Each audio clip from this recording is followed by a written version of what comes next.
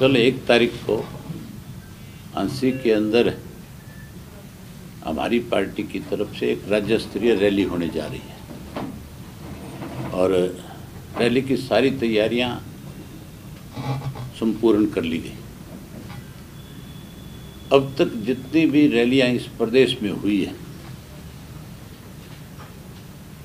हमारी ये जो रैली है उस सब का रिकॉर्ड बीट करेगी।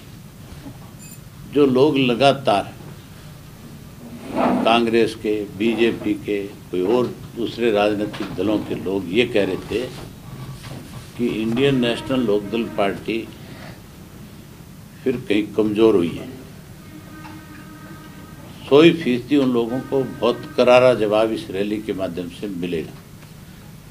और फिर एक बार हरियाणा प्रदेश के लोग इस बात पे मोहर लगाएंगे कि आज भी लोगों का अथाह विश्वास, अथाह प्यार, स्नेह चौधरी ओम प्रकाश चौटाला जी के प्रति है। चौटाला साहब उस रैली को संबोधित करेंगे। जहां रैली को संबोधित करेंगे वहीं आज देश की सीमाओं की पहरेदारी करने वाले जो लोग हैं, जो नौजवान हैं, जिनको आज 2 जगह की चिंता सताती है। एक तो अपने देश की सीमाओं की चिंता करता है और दूसरी तरफ वही नौजवान अपने घर की भी चिंता करता है। घर की चिंता इसलिए ज़्यादा होती है उसको कि पीछे बूढ़े माँ बाप भी होते हैं, उसकी बहनें भी शादी के लायक होती हैं, कहीं उसे अपने बच्चे को कैसे पढ़ाना लिखाना, कैसे उसकी परवरिश करना, उसकी भी चिंता होती है। एक तो कैसे नौजवान को इस बात का भरोसा हो कि इंडियन नेशनल लोकदल पार्टी की सरकार बनने के बाद तू इस चीज़ के लिए चिंता मुक्त हो जाएगा।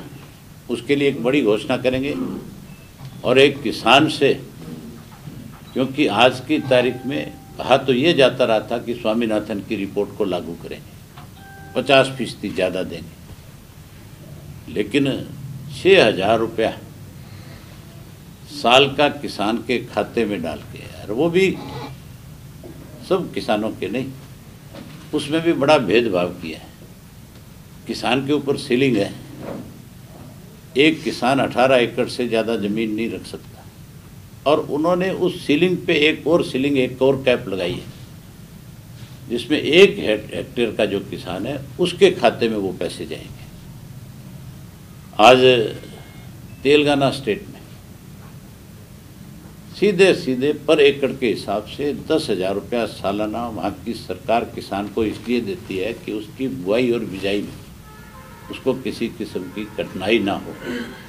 हमने विधानसभा के अंदर, मैंने विधानसभा में गवर्नर एड्रेस पे जब मैं बोल रहा था, उसके बाद जब मुझे बजट पे बोलने का मौका मिला तो मैंने सरकार से ये बात कही, मुख्यमंत्री से कहा कि अगर आप सही मायने में किसान के हितैषी हो तो यहाँ भी तेलंगाना की तर्ज के ऊपर 10-10 हज़ार रुपया किसान को दिया जाए।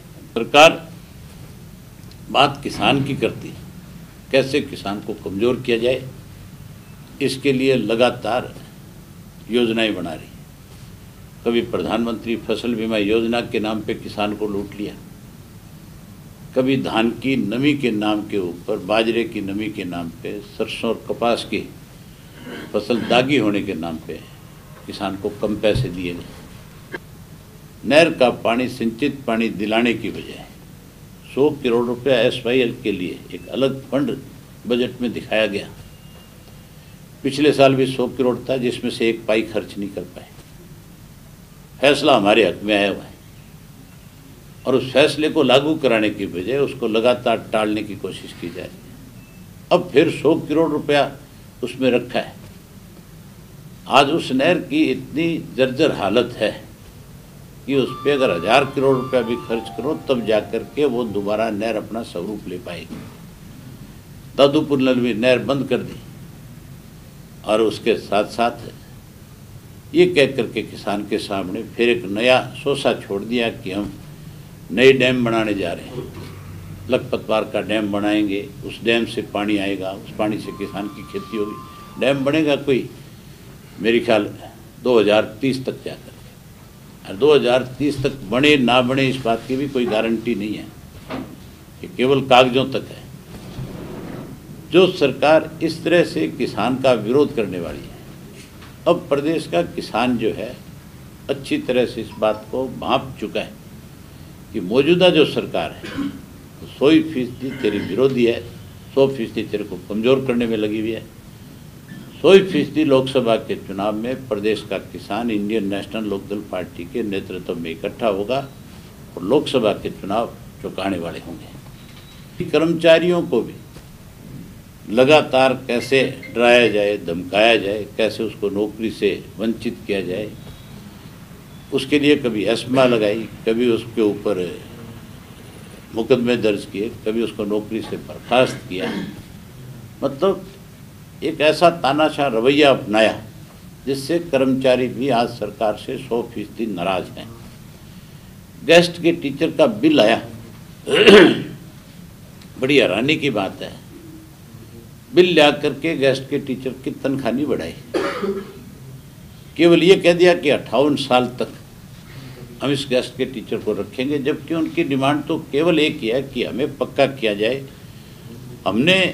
हमारी अगर क्वालिफिकेशन कम है तो हमें तनख्वाह कम दी जाए। उनकी क्वालिफिकेशन भी तो दूसरे टीचर्स के बराबर है, उससे भी कहीं ज़्यादा क्वालिफाइड लोग हैं, लेकिन कितना बड़ा भेदभाव सरकार कर रही है। अगर सरकार की मंशा साफ और ठीक होती तो 100% बिल ऐसा लेकर के आते कि इन सबको सरकारी नौकरी के अंदर शामिल करती और इसके साथ साथ नई जो 40,000 पोस्टें टीचर की वैकेंट पड़ी हैं उनके लिए सरकार ऐलान करती कि हम जल्दी से जल्दी उन पोस्टों को भरने का काम करेंगे। बजाय नए टीचर लगाने के शिक्षा प्रणाली में सुधार हो, इसकी तरफ ध्यान देने की बजाय ध्यान बांटने की कोशिश की गई। वहीं व्यापारी भी आज सरकार से परेशान है, जीएसटी की वजह से परेशान है, नोटबंदी की वजह से परेशान है। आज तो बहुत सारे ऐसे व्यापारी हैं जिनको इस बात का पता ही नहीं है कि जीएसटी किस गुड्स के ऊपर कितनी है, क्योंकि यहाँ तो हर गुड्स के ऊपर अलग अलग जीएसटी लगाई हुई है। अगर कोई जाकर के पूछे कि इस पर कितनी जीएसटी लग रही है तो उसके पास वो लिस्ट नहीं है जिसमें सेंट्रल गवर्नमेंट की तरफ से जीएसटी में पैमाने रखे गए किस गुड्स पे कितनी होगी।